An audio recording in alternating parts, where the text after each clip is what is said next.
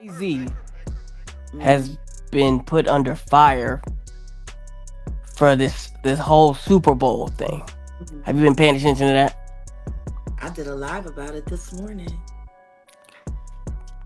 What did you talk about in your live, Jay? Tell us.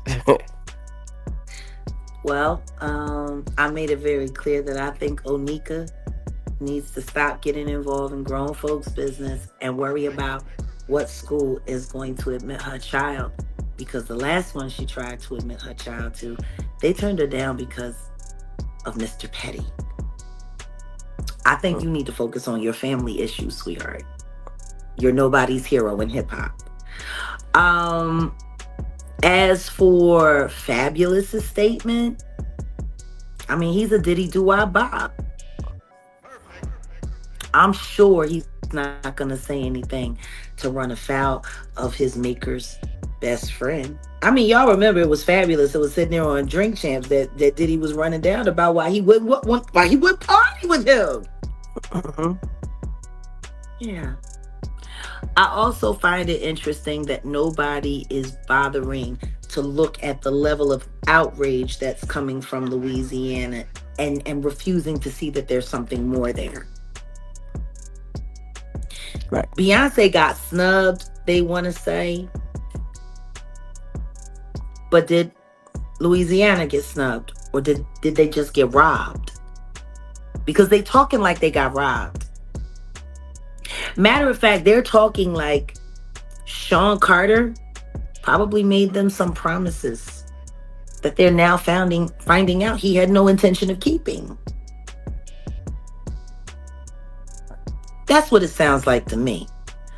For a baby to get on Twitter to all three of y'all, put some respect on it on Gladys. Like he talking like that. Over a business deal that didn't fall in the state's favor. I don't see that. I think there were promises made. I think Sean Carter made a lot of promises to a lot of people. And when it got hot, he did what he always does. Starts little fires everywhere, creates mass chaos, and then walks away laughing all the way to the bank, knowing that nobody's going to come back and realize he's the one that started all those little fires. I told y'all months ago, he's lining Diddy up because he's trying to take the reins as the number one in the game. How is he going to do that if the white man loses? Jay-Z, Lucian Grainge, and the tangled web of power in hip-hop. This is what Jaguar Wright has thrown right into the spotlight. It's not just about Jay-Z anymore, it's about the behind-the-scenes power moves, broken promises, and how one man's loyalty isn't necessarily to the culture, but to the people who put him at the top. Jaguar Wright's words cut deep, and they reveal something that a lot of people have been whispering for years: Jay-Z might just be a gatekeeper. But the bigger question is, who is he really working for? Because he's not worried about impressing hip hop. He's not worried about the culture. He made that very clear last year when he didn't participate in the 50th anniversary of anything for anyone. Mm. He don't care about hip hop. But he does care about his reputation. And he does care about being that sugar baby for all of those rich white boys that put him in the position that they put him in. He is a gatekeeper, but no. Mm. He's Samuel L. Jackson from Django. Let something happen to Lucian Grainge. Let something happen to Warren Buffett. Sugar Daddy, he will cry.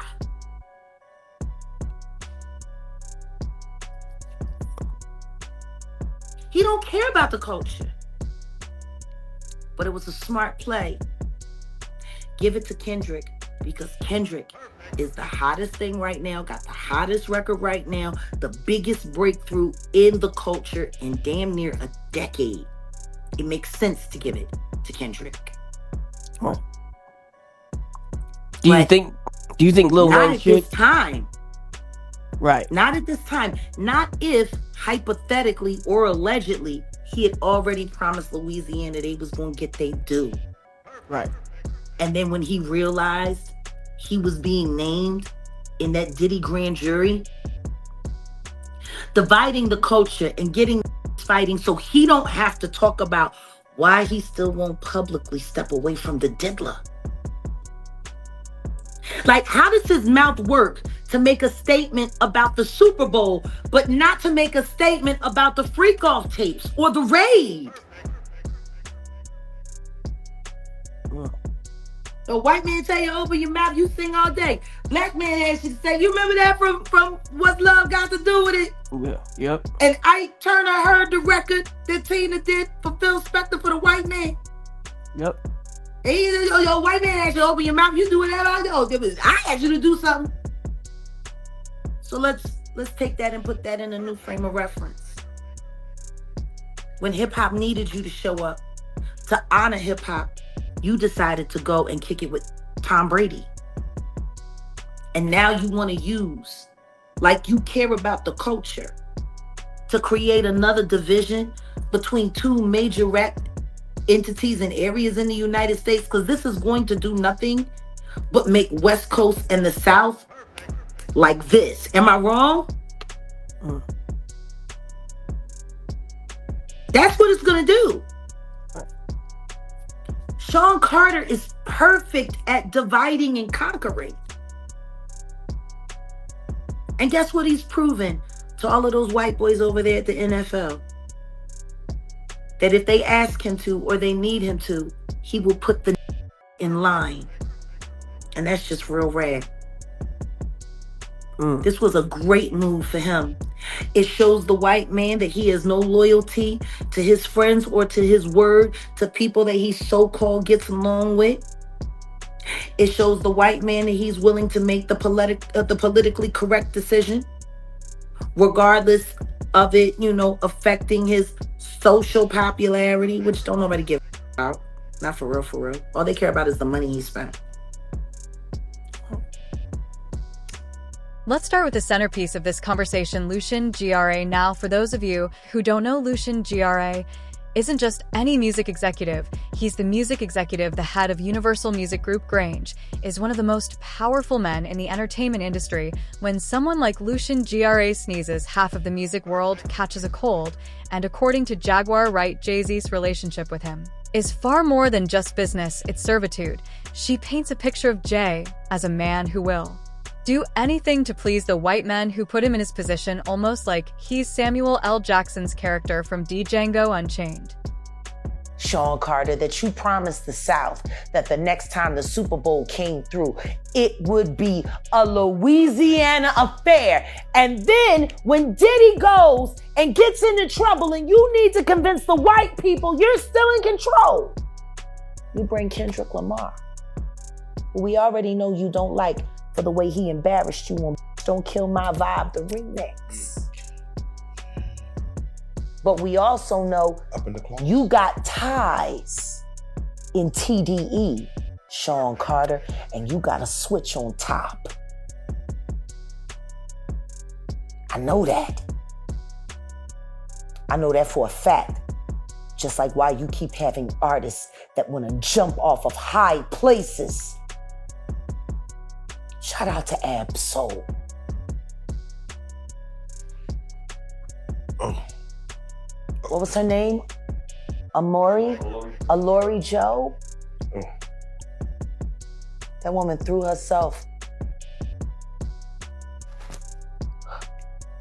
from a control tower and impaled herself with spikes right before she was about to sign the TDE. And her fiance, Ab Soul, threw himself off the freeway out of grief and survived. Why are all of the artists at TDE so unhappy? You got some of the best artists in the West there. Why did Kendrick Lamar feel the need to leave and start his own? And why is he able to release more records now that he's not at TDE?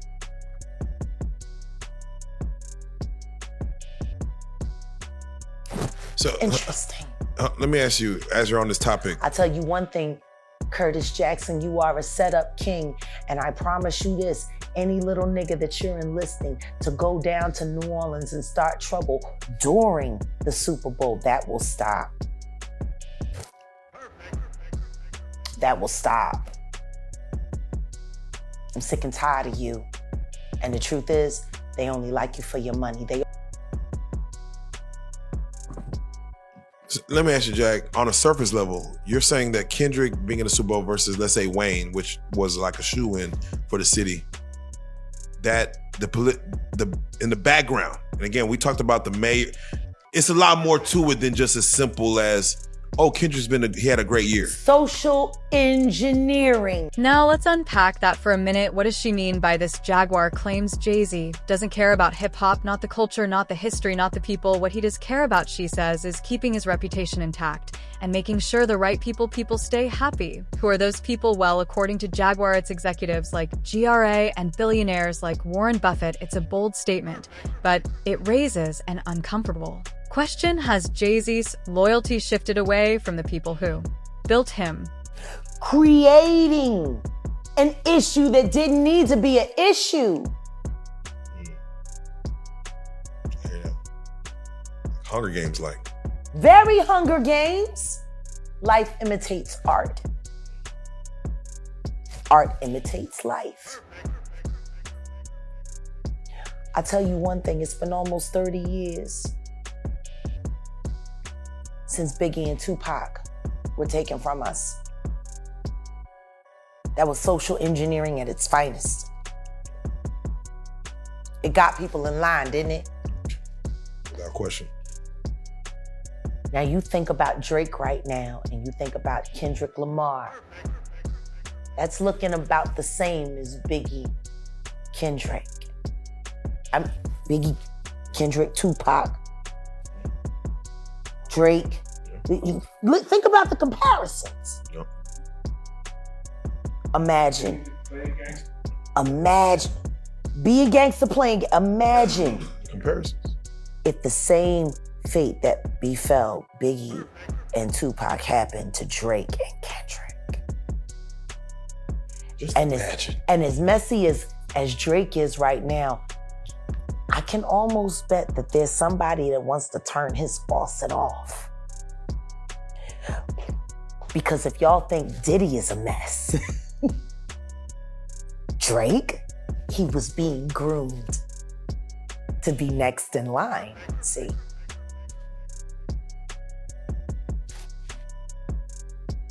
What happens when the real details of what happened to Triple X come out? What happens when Jonathan Hay finally starts putting all of the pieces together on why he was put in that home invasion robbery with his daughter? Because he's remembering more now. He's been talking with Truth Is here on YouTube, and he's been saying even more now than he said here.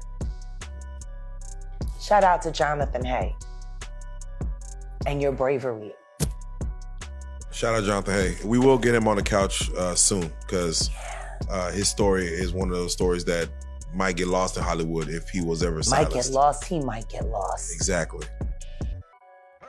Let's make sure he doesn't. And here's where things really get interesting. Jaguar Wright brings up the Super Bowl drama as a prime example. Jay-Z has been at the center of controversy, accused of making promises to the people of Louisiana, promises that, according to Jaguar, he never intended to keep. Bays snub Louisiana's outrage, and the whispers of backroom deals paint a picture of betrayal.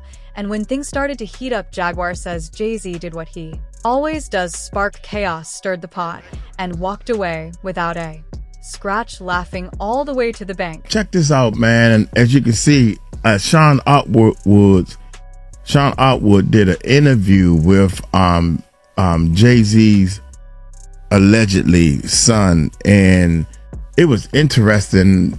Some of the things he was saying. This guy is real humble, laid back, saying that he really don't want anything. You know, he just a guy that's out trying to find out who his dad is. You know, who his real father is. So, there was, I'm just gonna say about 10 years. Don't quote me on it, y'all. That he been trying to get Jay-Z to take some type of DNA test or whatever the case may be. So I was checking this out right here. But we're gonna do a reaction to Jay-Z's illegitimate son. Let me see. Bombshell: Jay-Z facing lawsuit over fraud, denying his secret son. So give my man popcorn, baby, Popcorn Planet. Give him a thumbs up and everything. But when because we actually did this live. Don't forget our live channel. Go to the Music Recording Network live. You can check out links below. There's a link to go to our live channel, or you can type in the Music Recording Network live. Scroll down a little bit because we still building that channel. You gotta scroll down a little bit. See the world with the word live written in red. That's our live channel. Anyway, check it out. Let's give him a thumbs up also while they rolling. But one of the things he said that kind of really hurt my feelings is his mom passed away. His mom passed away, and what I got out of the whole deal basically was when Jay-Z actually allegedly got her pregnant, she was underage. So that's one of the main reasons why he don't want to take a DNA test. And this is what I got out of the whole thing. So if y'all check our live channel, y'all can see the whole thing and everything. But we're gonna go ahead and go with this because I haven't seen this yet. My main man Popcorn, he breaks it down a lot better than I can. How about that? So y'all hit that subscribe button, hit that bell. Let's check this bad boy out. Here we go, man. Jay-Z's already got 99 problems, but now his illegitimate son is going to be another one. Oh, man, that's cool. Welcome to Popcorn Planet. I am Andy Signor. Look, Jay-Z innocent until proven guilty based on the recent allegations. But those recent allegations are now prompting us to look at a lot more of Jay-Z, Sean Carter's past. And this is something he's allegedly been trying to Jedi mind trick away from all of us for a long time, and this young man is no longer having it. Now, before we even get to the story, just so you take this a little bit more seriously, I want you to look at these photos. Whoa, come on, man. Look at the nose. That's what everybody keeps saying. Look at the nose. Of course, the lips, you know. Look at this man. I mean, this isn't a question of, maybe. They look similar. Look at them doing the similar poses. It's the nose. It's the forehead. Look at the ears. He has such similar qualities. Look at the... This is a pattern that Jaguar Wright believes defines Jay-Z's career. She claims he's perfected the art of divide and conquer, playing both sides to maintain his power.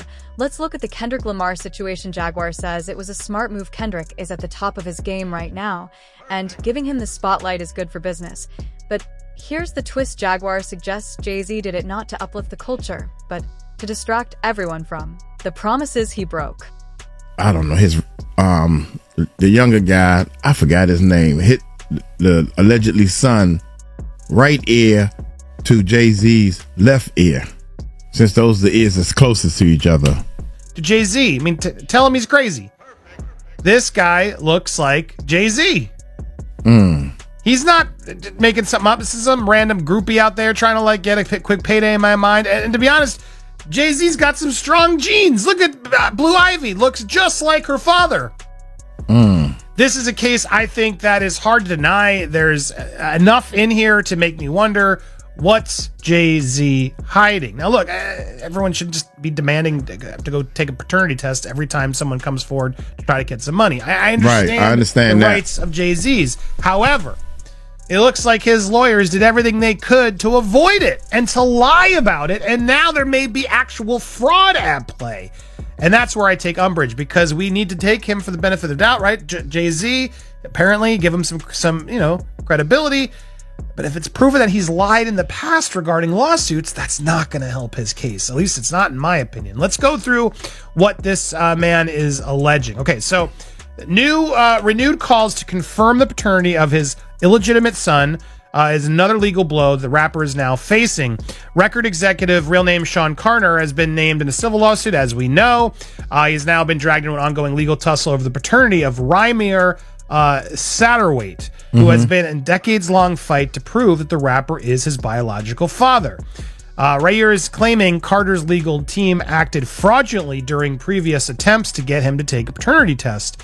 His late mother, Wanda, and his guardian, Dr. Lily Coley, are listed as plaintiffs on a new lawsuit against multiple New Jersey courts, judges, and officials, including the New Jersey Supreme Court, alleging violations of their constitutional rights. Filed on November 25th, the suit argues that from 2012 to 2023, their rights were violated through fraudulent court actions, which included sealed records, wrongful sanctions, and obstruction of their legal proceedings. And one of his own lawyers had to actually apologize. Wanda, who died in 2019, his mom, alleged that she had relations with Carter in 1992. She was 16. He was 22. Now, there's a sworn affidavit that was given in the Daily Mail, and it proved it. I can show you that here. Here it is. You can sort of pause and read it if you want to, but this sworn affidavit goes into the details about how they met at a party and went to an apartment.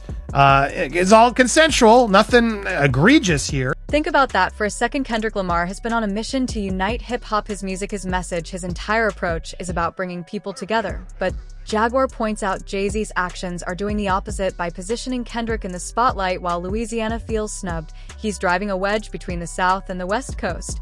And if you know your hip-hop history, you know how dangerous that is. Bad Boy versus Death Row East. Coast versus West Coast, those feuds didn't just divide the culture, they cost lives. Jay-Z's attorney, Alex Spiro, is pushing to get a judge to dismiss the rape lawsuit against his client, citing an NBC News exclusive that found inconsistencies with the accuser's account. We expect Mr. Carter to be fully cleared of all of this in the coming days. Almost nothing that she says has checked out because this never happened. This in the wake of our interview with a 38-year-old mother from Alabama who accuses Jay-Z, whose real name is Sean Carter, and Sean Diddy Combs of raping her when she was 13 years old. She asked us not to reveal her identity. What made you want to come forward? Because I think that I've been quiet long enough. She says that she might have some facts wrong, but that she says the incident happened. What do you say to that? You know, anybody, when they make up a claim, they can just keep repeating it and getting it right. But you never get the details right. And what happened during her interview with you is that the story began to unravel. On the night of the MTV Video Music Awards in 2000, she says Combs' limo driver took her to an after party. There she says she spoke to musician Benji Madden and his brother. I'm talking to Benji Madden about his tattoo. That's the Last Supper. In a statement to NBC News, a representative for the Maddens confirmed they did not attend the 2000 VMAs and that they were on tour in the Midwest at that time. At the after party, she says she had a drink that made her feel woozy. Then she says Combs and Carter both raped her. She says she ran to a gas station where she called her father, who picked her up. We rode home in silence. She didn't ask me what happened. In an interview with NBC News, her father said he could not corroborate her story. I feel like I would remember that, and I don't, he said. The woman revealed to us that she has autism and previously suffered a head injury. In a follow-up phone interview, we asked her about the contradictions, and she said that she stands by her statements. This woman is standing by her story. It happened over 20 years ago. Maybe her memory is hazy. Maybe her father doesn't remember that night. No, she's doubled down on certain of these details. She says, I'm positive. She points out the tattoo. She talks about the tattoo in vivid detail. Turns out that's completely false. And the father is supposed to be picking her up. 10-hour drive, round trip to pick her up in the middle of the night. Has no memory of that. No one has come forward about this in nearly a quarter of a century, and that's because this never happened. Spiro said he's not only seeking justice for Jay-Z, he says that he also wants to expose the accuser's attorney, Tony Busby. He takes away the voices from real victims and he causes real harm. If this lawyer has any sense, he's going to dismiss this claim. I don't know whether he has any sense. Busby. So here's the question Jaguar Wright is really asking. Is history repeating itself? She doesn't stop there, though. Jaguar makes an even bigger claim. She says this whole situation could be a calculated sacrifice. Now, what does she mean by that? Well, according to Jaguar, Jay-Z didn't get to make his usual power moves earlier this year because of the fallout with Diddy. The Rock Nation brunch was reportedly canceled because of Diddy's controversies, leaving Jay-Z scrambling to maintain his grip. And now Jaguar says this Super Bowl feud might be his way of re-establishing dominance at the expense of the culture.